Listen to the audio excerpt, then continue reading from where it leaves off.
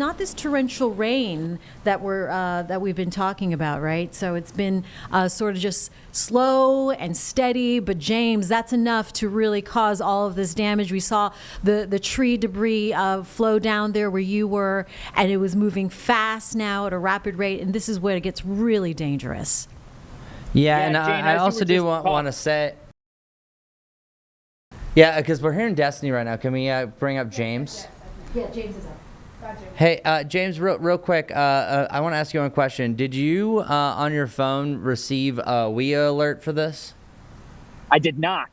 Yeah, it was really it kind of was like I was looking on the chat, and they were going to go base warning, but then it's labeled as a considerable flash flood warning for Mecklenburg County, and it's specifically with that. So I think that the WIA alert did not go through. We should have actually gotten it here. So they are labeling this as a considerable flash flood warning, and we're actually expanding these warnings all across the area. So right now, I will say, again, the National Weather Service, I think, has upgraded this to a considerable flash flood warning. It's at that point that you should be alerted on your phone, just because of just how quickly the water is rising in some of those creeks. Because I'm going to use one example.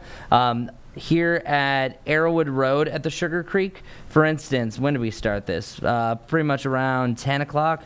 At 10 o'clock, it was at 10.18 feet. Now it's about 11.5. So it's risen 1.5 feet within that short period of time. So yeah, the National Weather Service, again, I think has upgraded the Mecklenburg County flash flood warning to a considerable flash flood warning still until 4:15, just because of what's happening and all that water flow and some of the urban flooding. Now, I am happy to say that the rainfall in general has started to wind down a little bit as far as the coverage area, but you're still dealing with some heavier rain showers, persistent rain showers for another hour, which almost would kind of just put a cap on it. At least we're not allowing for heavier thunderstorms that are going to move in after this. But yeah, still a dangerous, life-threatening situation for certain spots of the area. And we also have a brand new flash flood warning.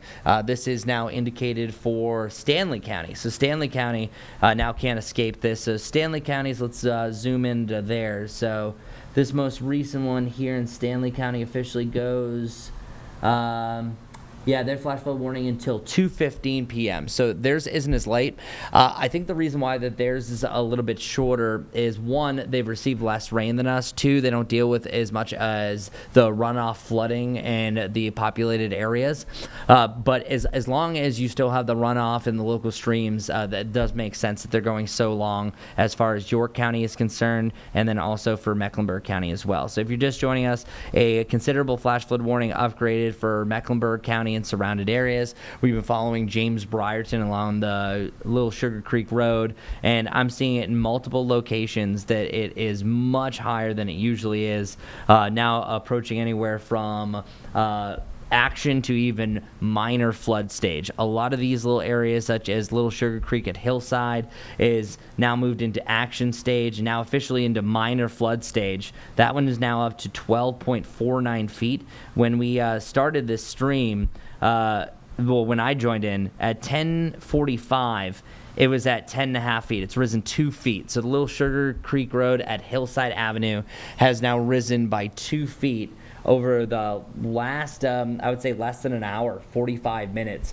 So now up to minor flood stage. And each of these jurisdictions will kind of say what happens at that point. Really, once you hit the minor flood stage, you're expecting that many roads are going underwater, as we've seen there. Most of the greenways are impassable, and you're also starting to see a lot of lawns that are around there that aren't necessarily jurisdiction as within the flood plain, starting to see water come up a little bit closer to houses. So again, that's the reason why we have that flash flood warning for the time being. But everything's right around action to a minor flood stage, the highest levels that we have now seen really since September of 2024, and that's when Helene rolled through. So this really puts in perspective about how high the water is getting here. Isolated rain totals upwards to about 4 to 5 inches of rain. The most recent updates that I've been seeing here is seeing some totals about 4.86 inches of rain that was right here at Collinswood Elementary,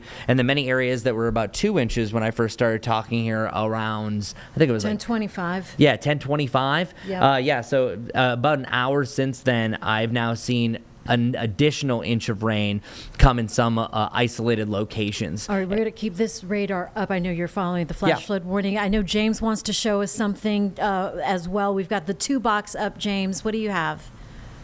So, Jane, this is exactly what Chris was just talking about. Water starting to approach homes here. And so this is spillover from the Little Sugar Creek, and we're starting to come up right against a home here. We've been talking the past hour about how this lot was reclaimed in the past years by the government because it's in the floodplain. So no one can build here. But Brandywine and Westfield Drive are back over here completely underwater, and the water is now within, I would say, 6 feet of this home. You can see they do have a bit of a wall here, but there's a home across the street too that is starting to get water up onto their driveway as we begin to continue to see that spillover from Westfield Drive, James. All right. Well, I mean, yeah, that's definitely that pure example of that spillover from the back of people's houses. Thanks for that, James. And yeah, this is just getting more intense. The rain itself does not look like it's anything major, right? But just the duration and the low-lying areas, Chris, as you're continuing to follow Mecklenburg County. Yeah, and duration is key. Duration and intensity. And this hasn't been just a light rain. You've been dealing with some really heavy rain here. I'm going to put this in a loop.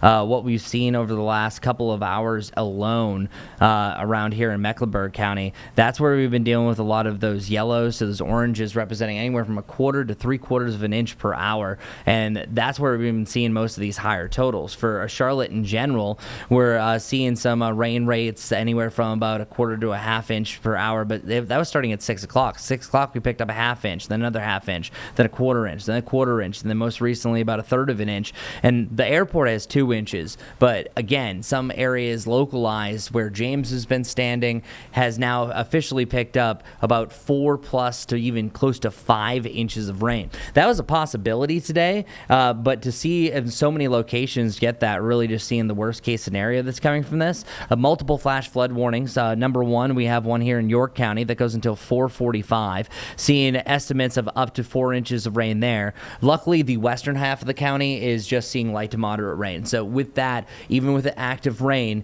that is going to allow for some of the drains to catch up. Whenever you have this intensity of rain, which is just absolutely astronomical, that's not going to be the case. So Rock Hill still going to see active rain rates that are well over 1/2 inch per hour, and really increasing the flash flooding and the danger. We mentioned Mecklenburg County, the National Weather Service, just because I think of the urban flooding, the runoff, and what happens in this area. You saw how fast the water is moving. Did upgrade the flash flood warning to a considerable flash flood warning.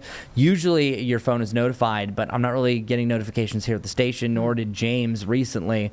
So it might be really just hyper local to certain low-lying areas, but still, this means that you should take this one a lot more seriously. We still have the dark greens and yellows. That's still up to about 1/10 to 1/4 inch per hour. That's not going to really improve conditions whatsoever. So over the next hour or two, we're dealing with an active flood situation, still life-threatening if anyone's going to try to walk through these, especially, and even try to drive through it. I think a lot of people are going to be upset if they try to challenge these waters. We've seen a lot of flashing lights, hazards, and then even some water rescues, as we did just talk to fire management not too long ago and emergency management.